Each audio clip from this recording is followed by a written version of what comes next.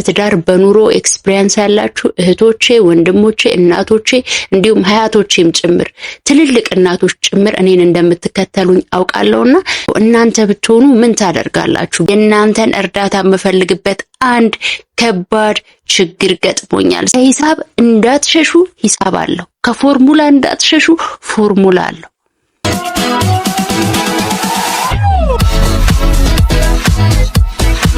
ሰላም ሰላም ውድ ቤተሰቦቼ እንኳን ደህና መጣችሁልኝ። ይሄ ቤት የሰላም የፍቅር ቤት ነው። ለፋሽን ቢዝነስ በጠቅላላው ጥልቅ ፍላጎት ካላችሁ ይሄ ትክክለኛ ቤት ነው። እንኳን ወደ እኔ ቤት በሰላም መጣችሁ። ለዚህ ቤት አዲስ የሆናችሁ ታዲያ ሰብስክራይብ ማድረግ እንዳትረሱ። እንደዚሁም ደግሞ የኖቲፊኬሽን ቢሏን ጠቅ ብታደርጉ እኔ አዲስ ቪዲዮ በለቀኩኝ ቁጥር ይደርሳችኋል። በተጨማሪ ቪዲዮ ብላችሁ በላይክ ጀምሩት የኔ ውድ ቤተሰቦች። ዛሬ 2 ፖይንቶች እናነሳለን። በሶስተኛው ግን የናንተን ሐሳብ የናንተን ኮሜንት የምፈልግበት የናንተን እርዳታ የምፈልግበት አንድ ከባድ ችግር ገጥሞኛል። ስለዚህ የመጨረሻውን ጥያቄ በቅንነት ኮሜንት ላይ እንደምትመልሱልኝ ተስፋ አለኝ ማለት ነው። የኔ ውድ ቤተሰቦች ቅኖች ልባሞች እንደሆናችሁ አምናለሁ። የመጀመሪያው ላነሳ የምፈልገው ሐሳቤ ውድ ቤተሰቦች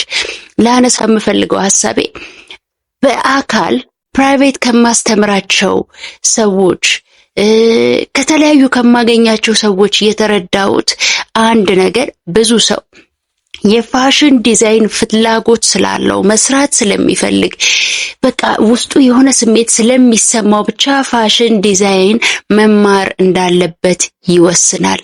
ነገር ግን ትክክለኛ ውሳኔ መወሰናችሁን እርግጠኛ ሁኑ።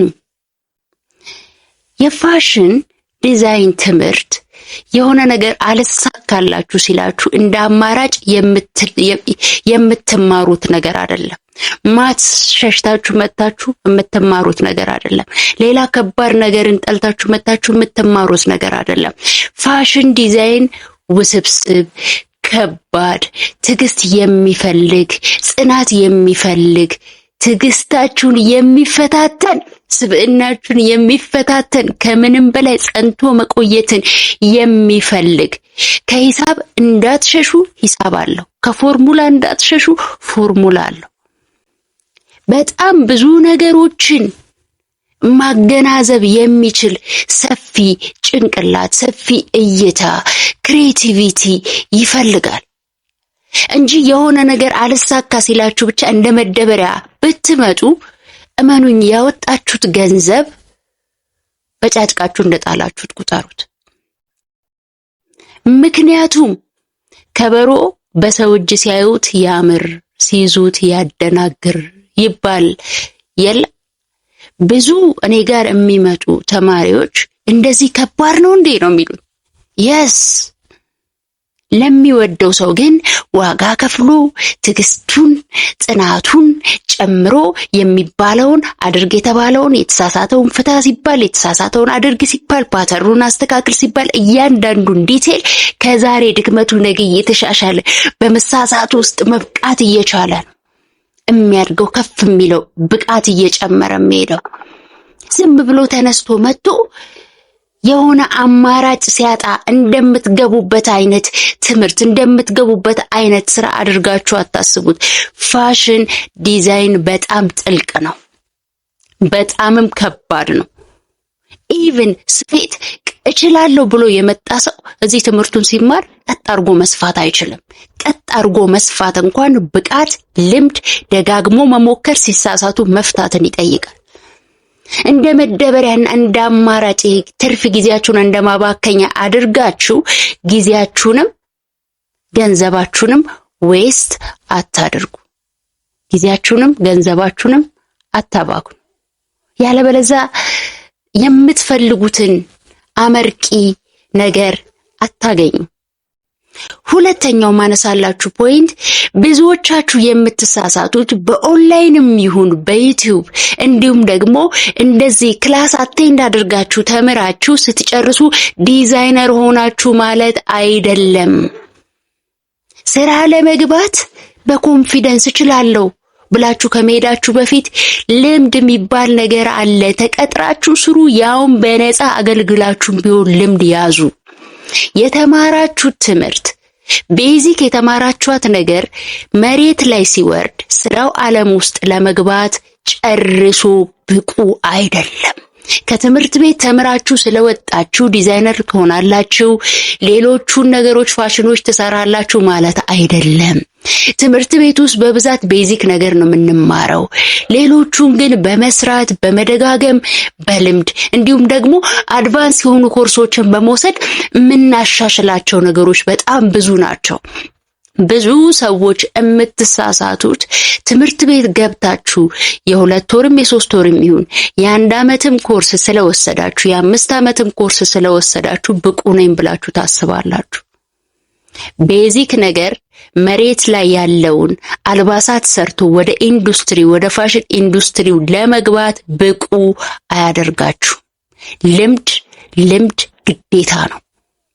ስለዚህ ቮለንተር ሆናችሁ በነፃ አገልግላችሁ ምንም አድርጋችሁ ቢሆን ኢቭን እንዴት እንደሚሰፋ እንዴት እንደሚቆረጥ እንኳን ኖሃ የላችሁም፣ ኮንፊደንስ እንኳን አታገኙም። በጣም ብዙ ሰዎች የምትሳሳቱት በተደጋጋሚ እኔ ጋር የምትመጡ ሰዎች፣ የምትደውሉልኝ ሰዎች፣ ቮይስ የምታደርጉልኝ ሰዎች የምትጠይቁኝ ጥያቄ ነው።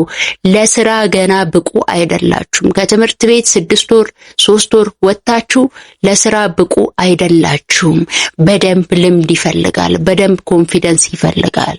ቀጥታ ተምራችሁ ወደ ስራ የምትገቡ የሚመስላችሁ ከዛ አንዱን ነገር ቀጥታ መስፋት ሲከብዳችሁ ተስፋ ትቆርጣላችሁ። አልሆነልኝም፣ አልተሳካልኝም ትላላችሁ። ነገርየው ግን እንደዛ አይደለም። ልምድ ይፈልጋል፣ ጥረት ይፈልጋል። የኔ ውድ ቤተሰቦች እነዚህን 2 ነገሮች በደንብ ጭንቅላታችሁ እስክተቱ። ስለተማራችሁ ብቻ ዲዛይነር አትሆኑም። ብዙ ነገሮች አሉት። ስፔሻሊ ደግሞ ክሬቲቭ መሆን፣ አውት ኦፍ ቦክስ ማሰብ ይፈልጋል። ብለህ መሆን ብዙ ነገሮች ይጠይቃል ፋሽን ዲዛይን። ስለዚህ እንደ ቀልድ አድርጋችሁ የምትወስዱ ሰዎች እኔ ጋር ለመማርም ስትመጡ የምትቸገሩት ለዛ ነው። ፋሽን ዲዛይን ቀላል አይደለም። ቀጥ አድርጎ መስፋት ቀላል አይደለም። ፓተርን በትክክል መቁረጥ ቀላል አይደለም። ግን ፍቅሩና ጽናቱ ያለ ሰው እስከ ጥግ ዋጋ ከፍሎ ብቁ የሆነ ዲዛይነር ይሆናል። ልምዱንም ያዳብራል። ኦኬ፣ እንደ አማራጭ ይዛችሁ ራሳችሁን የምታዋዛገቡ ሰዎች ገንዘባችሁንም እድሜያችሁንም ነው ዌስት እያደረጋችሁ ያላችሁት። ስለዚህ ይሄን ነገር በደንብ እንድታጤኑ ፈልጋለሁ። የኔ ውድ ቤተሰቦች እንግዲህ ዛሬ በጣም ከባድ የሆነ ምክራችሁ ወይም ደግሞ ሐሳባችሁ የሚያስፈልገኝ አንድ ነገር አለ። ጉዳዩ በእኔ አይደለም። እኔ ባለትዳር አይደለሁም፣ አላገባውም። ስለዚህ አንድ ያገባን ሰው በብቃት ይሄ ነው ብዬ መምከር እችላለሁ ብዬ አላስብም። የራሴን አድቫይስ እሰጣለሁኝ እንጂ ምንድነው የሆነው? አንዲት የኛ እህት በቴሌግራም ቮይስ ላከችልኝ። ምንድነው የሆነው? እቺ እህታችን ከ8 ዓመቷ ጀምሮ የፋሽን ዲዛይን በጣም ጥልቅ የሆነ ፍላጎት አላት። ብዙ ጊዜ ህልሟም ድሪሟም ፋሽን ዲዛይነር መሆን ነበር። ትምህርት ከተማረች በኋላ ዩኒቨርሲቲ የሚያስገባ ፖይንት መጥቶላት ከቤተሰቦቿ ጋር ተጣልታ እምቢ ብላ በግል ፋሽን ዲዛይነር ተምራ በኦንላይን በምን እየተንቀሳቀሰች ጥሩ ስቴፕ ላይ ያለች ጎበዝ ልጅ ነበረች። በዛ መሃል አንድ ሰው ወደ ህይወቷ ይመጣል፣ ይተዋወቃሉ። ከ2 ዓመት የፍቅር ግንኙነት በኋላ ለመጋባት ይወስናሉ። እሱም ሰፖርት የሚያረጋት በጣም ጎበዝና እሷን የሚያበረታታ አይነት ወንድ ስለነበረ ለጋብቻው ፍቃደኛ ነበረች። ከተጋቡ በኋላ ከ1 ዓመት በኋላ አንድ ሴት ልጅ በህይወታቸው መጣች፣ ወለዱ፣ ትዳራቸው ተባረከ። ነገሩ ከዚህ በኋላ ነው የሚመጣው። ልክ ልጃቸው የ3 ዓመት አካባቢ ስትሆን ባልየው ከዚህ በኋላ እኔ ጥሩ ስራ አለኝ፣ በፍጹም የቤት እመቤት እንድትሆኝ ነው የምፈልገው፣ ውጪ ስራ እንድትሰሪ አልፈልግም፣ እንድትቀጠሪም አልፈልግም፣ የራስሽንም ስራ እንድትሰሪ አልፈልግም። እኔ ማመጣው ከበቂ በላይ ልጃችንንም አንቺንም ማስተዳደር ይችላል። ስለዚህ መጨረሻ ላይ ምንድነው ያስቀመጠላት? ትዳርሽን ምረጪ ወይም ደግሞ ዲዛይን የምትይውን ስራሽን ወይም አላማሽን ምረጪ ብሎ 2 ምርጫዎች አስቀመጠላት። ባሏን ትወዳለች፣ ቤቷን ትወዳለች፣ ትዳሯን ትወዳለች። ፋሽን ዲዛይን ደግሞ ህልሟ ነው። ፋሽን ዲዛይን ከልጅነቷ ጀምሮ ተሆኖ የነበረው የመኖሯ ምክንያት ፐርፐዟ ነው። እቺ ሴት የእውነት ነው ምላችሁ ብዙ ነገር ነው ያወራችኝ። ተደዋውለን ነበረ ጊዜ ሰጥቻትና ብዙ ነገር ነው ያወራችኝ።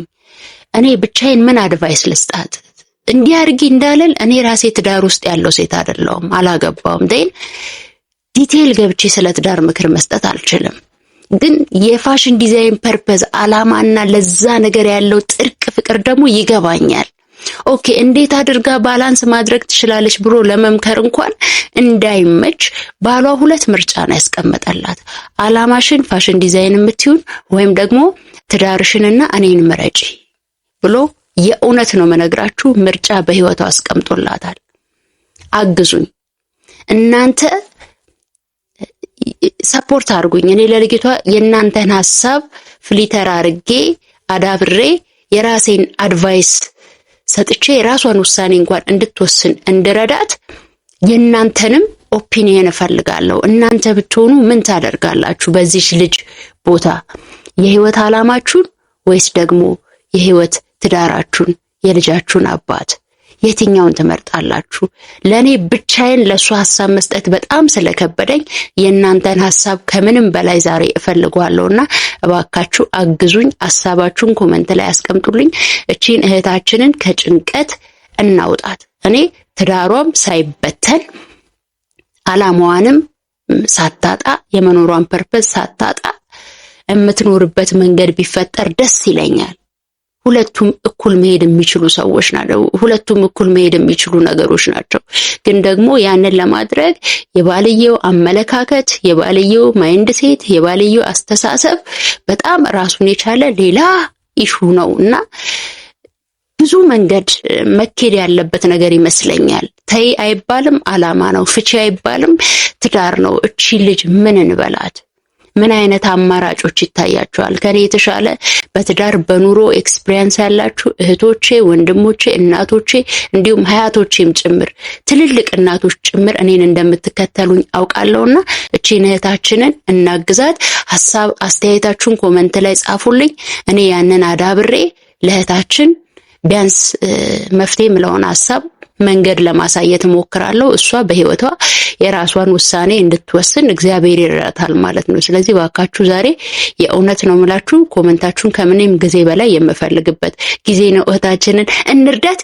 የኔ ውድ ቤተሰቦች እንግዲህ አመሰግናለሁ። ያነሳውላችሁን ሁለት ሐሳብ በፍጹም እንዳትረሱት። በጣም እየተቸገርኩበት ያለ ሰው ነው። ፋሽን ዲዛይንን ቅልል እያደረጉት ሲመጡ ሲከብድ እንዲህ ነው ለካ የሚሉ ሰዎች እየተፈጠሩ ነውና ፋሽን ዲዛይንን አቅለላችሁ አትዩት።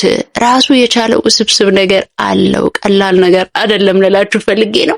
የኔ ውድ ቤተሰቦች አብራችሁኝ ስለነበራችሁ አመሰግናለሁ። እግዚአብሔር በድጋሚ በሰላም በጤና ያገናኘን። የኔ ስለሆናችሁ ስለምትከተሉኝ ከልብ አመሰግናለሁ። እግዚአብሔር ክብርና ሞገስ ይስጥልኝ።